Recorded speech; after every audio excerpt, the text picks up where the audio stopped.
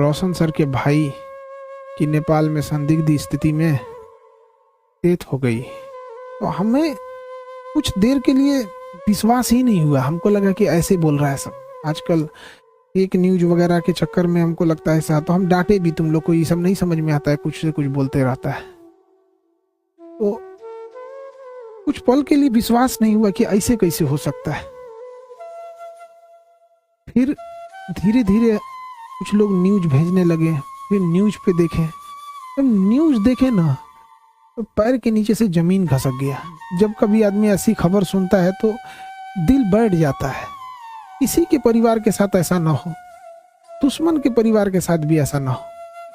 हमारी पूरी संवेदना है परिवार के साथ। हमसे जो संभव हो सकेगा, हम अभी परिवार किसी बात करने की स्थिति में नहीं होगा। हम इस चीज को समझ सकते हैं कि किसी के साथ ऐसा ना हो, लेकिन हमसे जो प्रयास होगा, हमसे जो कहेंगे लोग, हम वो हर संभव मदद करने को तैयार हैं, चाहे जो कुछ वो कहेंगे। इसमें सबसे जरूरी बात क्या है कि जो मीडिया को काफी संवेदनशील होने की जरूरत है।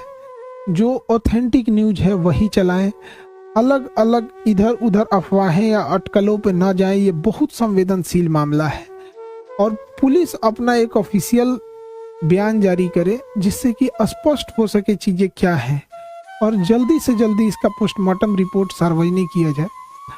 और सबसे ज्यादा जो अजीब सा चीज लग रहा है, ये कोइंसिडेंस, ये कैसे कोई तीसरा इंसान इसमें इन्वॉल्व लग रहा है। आखिर इतनी खतरनाक चीजें, इतनी अमानवीकृत कैसे कोई कर सकता है? तो इसमें कोई ना कोई तीसरा साजिश जरूर कर रहा है। इसके लिए एक उच्च स्तरीय जांच होनी चाहिए और उच्च स्तरीय जांच की रिपोर्ट को लाया जाए और जो दोषी पाए जाएंगे उनमें एक को भी न छोड़ी जाए। फांसी से नीचे इनकी कोई सजा नहीं होनी चाहिए। आखिर ऐसा किसने, अगर किसी ने इसमें इन्वॉल्व है तो। अभी न्यूज में पता चल रहा है कि अलग अलग न्यूज अलग अलग चला रहे हैं। कृपया करके न्यूज वालों से भी हाथ जोड़कर विनती है। कोई कहता है कि मिर्गी की दवा खाई, एक दूसरा न्यूज देखो तो कोई कह रहा है कि शराब, कोई अलग न्यूज दिखा रहा है, कोई कुछ न्यूज दिखा रहा है। तो कृपया न्यूज वाले ऑथेंटिक चीजों को दर्शाओ। किसी की जान गई है, क्या मिर्गी की दवा कहाँ से थी, कहाँ से लाया गया, इसकी जांच पुलिस सार्वजनिक करे इस मामले को। और जो न्यूज में चल रहा है कि 5 लोगों को हिरासत में लिया गया है, सबसे जरूरी चीज है कि उन 5 लोग कौन कौन से थे, वो उनको नाम सार्वजनिक किया जाए। उनकी भी जांच होनी चाहिए कि वो आखिर कौन थे। दोस्त के रूप में कोई और तो नहीं था। ये तीसरा एंगल कोई हो भी सकता है इसमें। इस चीज को नकारा नहीं जा सकता है कि जिस तरह से इस मामले को तूल पकड़ाया गया, एक गार्ड का मैटर था, अपना सॉल्व हो जाता है इसको, लेकिन इसको इस तरह से तूल पकड़ाया गया इतना बड़े लेवल पे। और इधर ये जब ये घटना सामने आती है तो कुछ समझ में नहीं आता है क्या करें आप। इतने कठिन परिस्थिति में पूरे लोगों को से भी विनती करते हैं कि परिवार का सहानुभूति रखें और इस बात पर जोर दें कि तीसरा एंगल पर जांच हो और जो लोग संदिग्ध, नेपाल ने किन 5 लोगों की गिरफ्तारी की है उनकी भी जांच होनी चाहिए और एक उच्च स्तरीय जांच बैठाकर जो भी दोषी पाए जाएंगे उनको फांसी से नीचे सजा नहीं होनी चाहिए।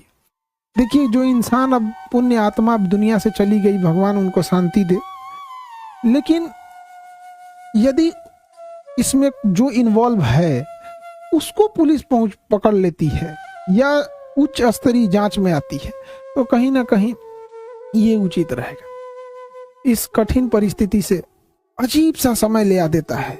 कभी कभी समय इंसान को ऐसे जगह लाके खड़ा करता है ना, जहाँ इंसान को कुछ समझ में नहीं आता है क्या हो रहा है। ये समय का चक्र किधर चल रहा है, कौन सी साजिश चल रही है, कौन कौन इसमें इन्वॉल्व हो रहा है, कौन तीसरा इंसान तो नहीं इन्वॉल्व हो रहा है। आखिर वो 5 लोग कौन थे और उसके साथ क्या कर रहे थे। उस पुण्य आत्मा के लिए श्रद्धांजलि देते हैं और इस कठिन परिस्थिति में मेरी संवेदना परिवार के साथ है।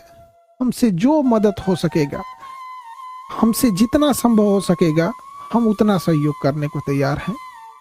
लेकिन सबसे जरूरी चीज है कि पुलिस को इसमें आके एक ऑफिशियल प्रेस विज्ञप्ति जारी करनी चाहिए और जल्दी से जल्दी जो रिपोर्ट है उसे सार्वजनिक करनी चाहिए ताकि चीजें सही दिशा में जाए। मेरी संवेदना परिवार के साथ है।